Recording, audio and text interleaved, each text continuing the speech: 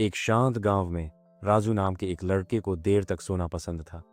हर सुबह वह सुंदर सूर्योदय, गाते पक्षियों और ठंडी हवा को याद करता था।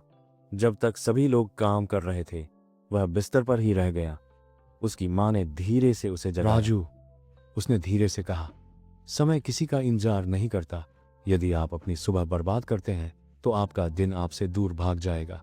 राजू ने हंसते हुए कहा, बहुत समय है, मैं अपना काम बाद में करूंगा।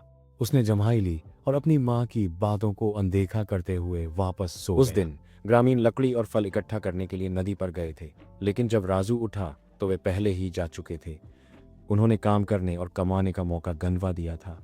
राजू ने जल्दी करने की कोशिश की, लेकिन सूरज गर्म था, नदी दूर थी और वह थका हुआ महसूस कर रहा था। समय उसे पीछे छोड़ते हुए आगे बढ़ गया था। जब वह नदी के किनारे पहुंचा तो वहां सन्नाटा पसरा हुआ था। गांव वाले अपना काम खत्म कर वापस लौट आए थे। वहां एएनए नदी के पास बैठे एक बूढ़े आदमी ने कहा, राजू, समय इस नदी की तरह आगे बहता है, कभी पीछे नहीं। यदि आप इसे बर्बाद करते हैं तो यह आपका इंतजार नहीं करेगा। इकट्ठा करने के लिए छोड़ दिया गया। राजू ने बहती नदी को देखा और समझ गया। उसे अपनी माँ की बातें याद आ गईं और उसे अपनी सुबह बर्बाद करने का पछतावा हुआ। अगली सुबह राजू सूर्योदय से पहले जाग गया। उन्होंने अपनी माँ की मदद की, ग्रामीणों के साथ शामिल हो गए और कड़ी मेहनत की। वह फिर से समय बर्बाद नहीं करना चाहता था। उस दिन से राजू ने समय का सम्मान किया। वह मजबूत, बुद्धिमान और सफल हुआ।